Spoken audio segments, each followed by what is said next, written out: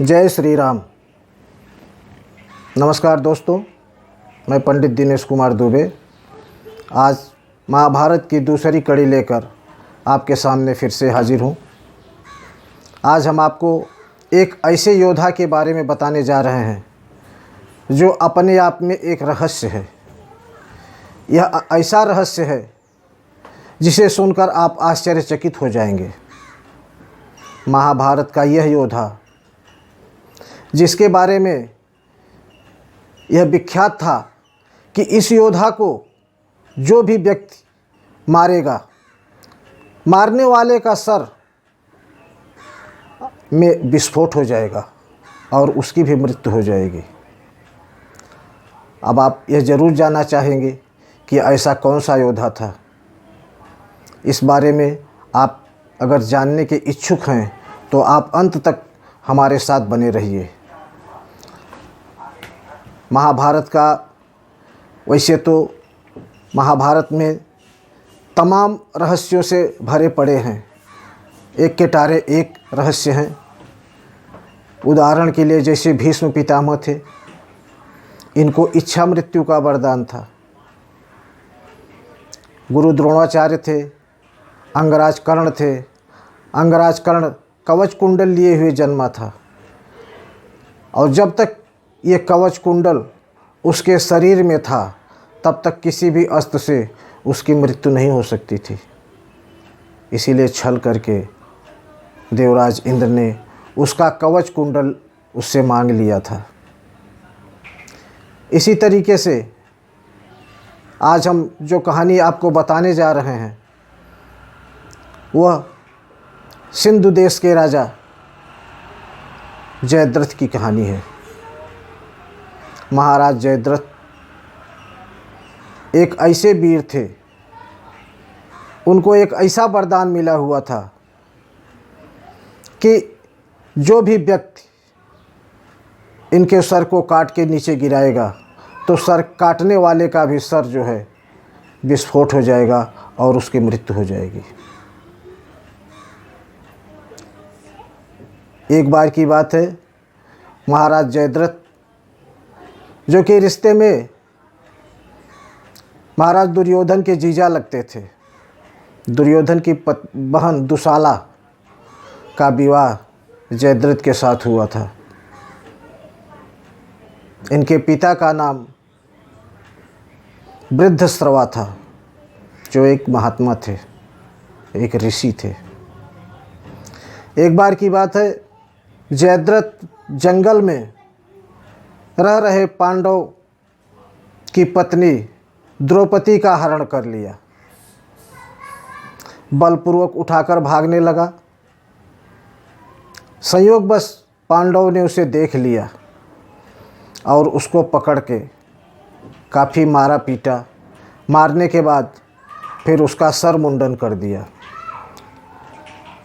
उस ज़माने में सर मुंडन एक बहुत बड़ा पनिशमेंट होता था।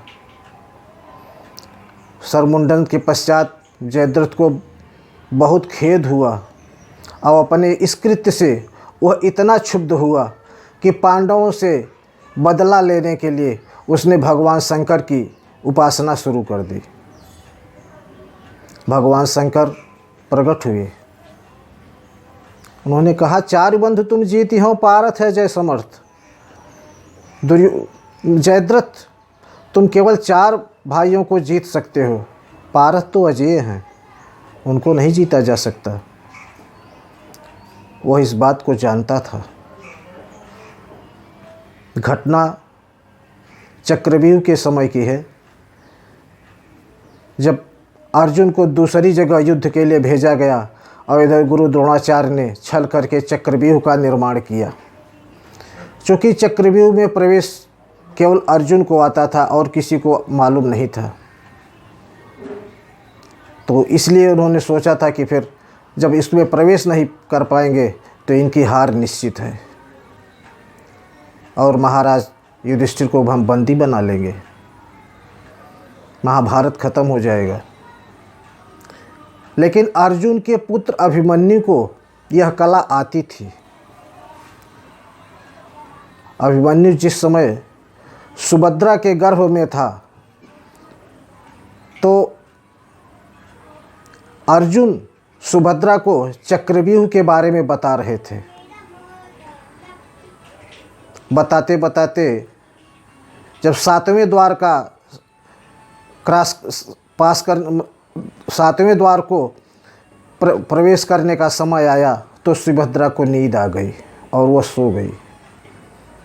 उसके सो जाने के बाद अभिमन्यु 7वें द्वार का प्रवेश नहीं जान सका।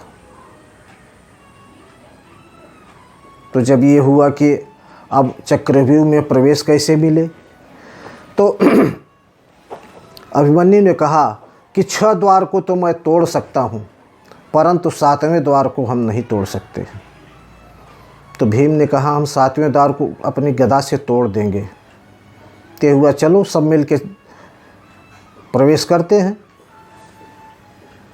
लेकिन पहले द्वार पर महाराज जयद्रथ खड़े थे। उन्होंने चारों भाइयों को रोक दिया। अभिमन्यु तो द्वार में प्रवेश कर गया, उसको उसकी कला मालूम थी। उसने कहा था आप लोग हमारे पीछे आइए, लेकिन सिंधु नरेश जयद्रथ ने चारों भाइयों को नहीं जाने दिया।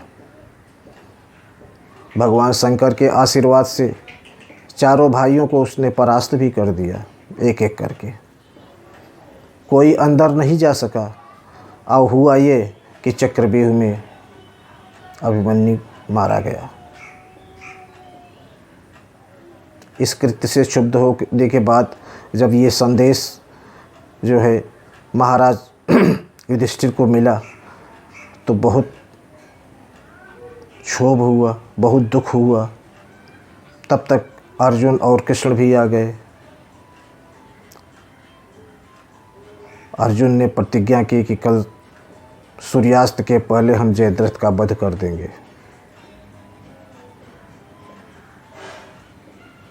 जयद्रथ सिंधु नगरी की ओर प्रस्थान करने लगा, लेकिन गुरु द्रोणाचार्य ने रोका उसको।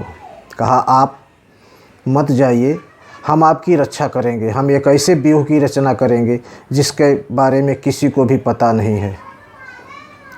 और गुरु द्रोणाचार्य ने उस व्यूह के बारे में अर्जुन को भी नहीं बताया था। उन्होंने कमल व्यूह की रचना की। कमल व्यूह में भगवान श्री कृष्ण और अर्जुन प्रवेश करते हैं। जब भगवान को पता चल गया कि अब हम जयद्रथ तक नहीं पहुंच पाएंगे, तो उन्होंने चक्र सुदर्शन से सूर्य को ढक दिया। चारों तरफ हाहाकार मच गया कि संध्या हो गई, अब अर्जुन की मृत्यु निश्चित है। जब अर्जुन के लिए चिता सजाई गई और चिता चढ़ने का समय आया तो भगवान कृष्ण ने कहा कि अर्जुन धनुष बाण लेकर चढ़ो। तब अर्जुन को कुछ हुआ कि कुछ न कहीं कुछ तो है। जब धनुष बाण ले लिए और चिता पर बैठने लगे तो भगवान श्री कृष्ण ने चक्र सुदर्शन को हटा दिया। फिर से दिन हो गया। तब कृष्ण ने कहा अर्जुन अब देर मत करो, सामने जयद्रथ खड़ा है, लेकिन एक चीज़ का ध्यान रखना कि इसका सर ज़मीन पर न गिरने पाए। अर्जुन ने वही किया। अर्जुन ने बाण मारा, जयद्रथ का सर कट गया और उसके सिर को बाणों द्वारा आकाश में ही टांग के रखा। और फिर भगवान ने कहा चलो, रथ पर बैठ गए और शीश लेकर जंगल की तरफ चल पड़े, जहाँ पर उसके पिता वृद्ध श्रवा बैठे हुए थे, तपस्या कर रहे थे। अर्जुन उस सिर को ले जाकर वृद्ध श्रवा की गोद में गिरा दिया। जैसे ही वृद्ध श्रवा के गोद में वो सिर रखा, वृद्ध श्रवा ने मृतक कह के उस सिर को ज़मीन पर फेंक दिया।